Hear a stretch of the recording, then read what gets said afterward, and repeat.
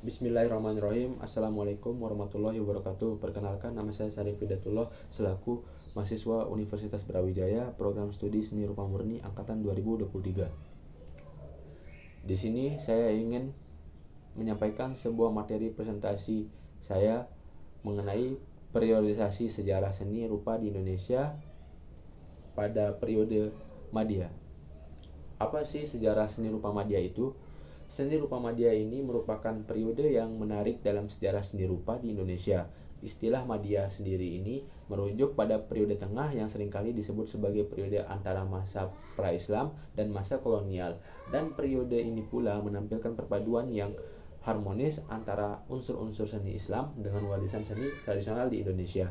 Ini menciptakan kekayaan visual yang unik dan beragam yang menunjukkan adaptabilitas seni dan menyatu dengan berbagai kultur dan kepercayaan. Selanjutnya, bagaimana sih proses masuknya seni rupa Madya di Indonesia itu?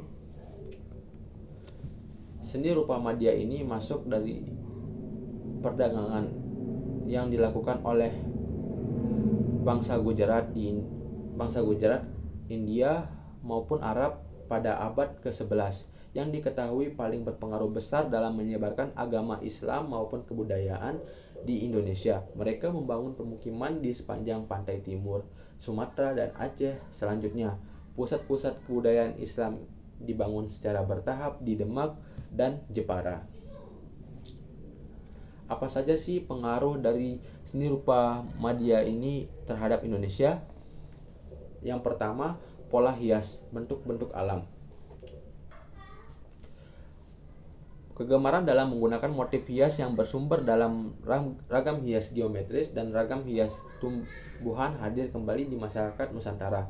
Seperti yang telah dijelaskan sebelumnya, sebetulnya ragam hias geometri ini sudah ada dikenal sejak zaman prasejarah. Namun pada zaman Islam semacam diulangkan atau dikampanyekan ulang menggunakan pendekatan retrospektif terhadap budaya yang dianggap lebih Islami daripada kepercayaan masyarakat di Nusantara sebelumnya. Motif ini selalu muncul kembali dalam perkembangan seni dekoratif di Indonesia dengan pola yang susunan dan tatanan yang baru.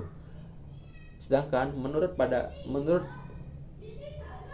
masa Hindu-Buddha, arti penambangan ini disesuaikan dengan iknografi dalam kesenian Hindu dan Buddha. Pada masa Islam, nilai-nilai perlambangan tersebut tetap dipelihara dan dikembangkan terus-menerus dalam menentukan desain ornamental melalui pandangan yang baru. Dan yang kedua, pahatan makam. Pahatan makam ini biasanya ditemukan di batu nisan. Batu nisan yang bergaya Gujarat ditemukan di Samudra Pasai, Aceh Utara, dan Gresik. Pahatan yang digunakan berbeda dengan pahatan yang biasa ditemukan pada umumnya di Nusantara. Sama seperti pola hias yang kembali banyak menggunakan bentuk-bentuk alam, terkadang batu nisan ini menggunakan gaya kaligrafi Islam dan tulisan-tulisan Arab. Dan yang ketiga, arsitektur. Arsitektur biasanya ditemukan di masjid maupun istana. Arsitektur ini bergaya tentang Islam. Berbeda dengan masjid pada umumnya atau kebanyakan, masjid lama dibangun dengan mengikuti prinsip-prinsip dasar bangunan kayu dan disertai dengan pembangunan terhadap bagian depan. Akulturasi antara budaya Nusantara dan Islam tampak jelas di sini. Selain itu juga biasanya di masjid ini di Indonesia memiliki atap tumpang yang memiliki ventilasi dan disangga oleh deretan tiang kayu. Masjid-masjid tersebut terdapat di Cirebon, Banten, Demak, dan Kudus. Bagian dalamnya dihiasi oleh berbagai pola hias bentuk-bentuk alam seperti bunga, daunan, pola geometris, dan kaligrafi. Dan selanjutnya, kaligrafi. Kaligrafi Nusantara yang dipengaruhi oleh Islam, khususnya kaligrafi Arab tuh. Berbagai benda yang bisa digunakan untuk upacara di Indonesia di masa ini juga sering sekali dihiasi oleh kaligrafi. Berbagai senjata seperti belati, tombak, dan pedang juga sering dihiasi kaligrafi. istana juga dihiasi oleh kaligrafi. Wewayangan juga sering dihiasi oleh kaligrafi untuk menyamarkan bentuk manusianya. Selanjutnya, seni pertunjukan. Pada seni pertunjukan ini mengalami perkembangan yang mencerminkan pengaruh dari berbagai tradisi budaya, terutama dari pengaruh Hindu, Buddha, dan Islam, seperti wewayangan kulit yang mencakup cerita-cerita dari Hindu Buddha serta nilai-nilai ajaran yang terkandung di dalamnya. Selanjutnya ada seni drama, meskipun tidak begitu secara langsung menggantikan tradisi sebelumnya. Teater dan drama pada periode ini memungkinkan memasukkan unsur-unsur cerita atau tema-tema yang mencerminkan nilai-nilai keislaman. Dan selanjutnya karya sastra. Karya sastra pada periode ini menjadi bagian penting dalam memahami nilai-nilai cerita-cerita serta warisan budaya di Indonesia. Pengaruh dari Hindu, Buddha, dan Islam menciptakan keberagaman karya sastra yang menarik, menunjukkan kekayaan dan dalam ekspresi artistik dan intelektual pada masa tersebut, seperti karya sastra Islami dan Hindu Buddha. Dan selanjutnya, seperti yang dijelaskan sebelumnya, batik sebetulnya telah ditemukan dari masa prasejarah. Namun pada masa ini batik ini dipengaruhi oleh budaya Islam. Ragam hias ilmu ukir yang sering dijumpai pada batik ini seperti tumpal banji, mender, swastika, dan motif lilin mulai digantikan oleh motif flora seperti bunga, bentuk buah-buahan, dan dedaunan. Oke,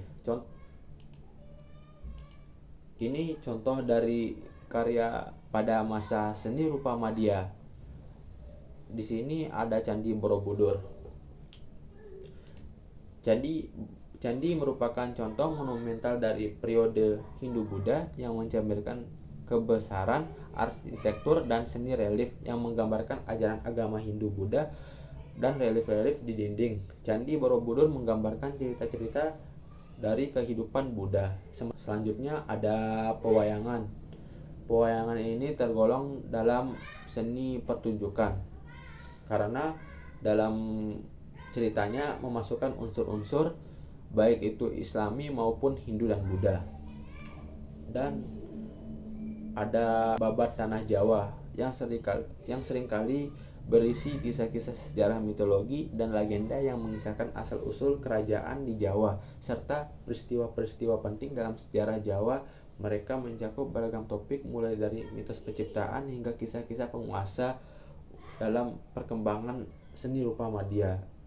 Dan selanjutnya Nisan Sultan Malik As-Salih dan Masjid Menara Kudus, dan yang terakhir Parangkelitik. Oke, kesimpulan dari materi presentasi yang saya sampaikan adalah seni rupa Madya menciptakan identitas budaya yang kaya akan pengaruh Hindu, Buddha, dan Islam. Hal ini tercermin dalam beragam karya seni yang menunjukkan perpaduan unik antara nilai-nilai, motif, dan teknik dari kedua tradisi tersebut. Sekian dari presentasi singkat saya. Kurang lebihnya mohon dimaafkan. Terima kasih. Wassalamualaikum warahmatullahi wabarakatuh.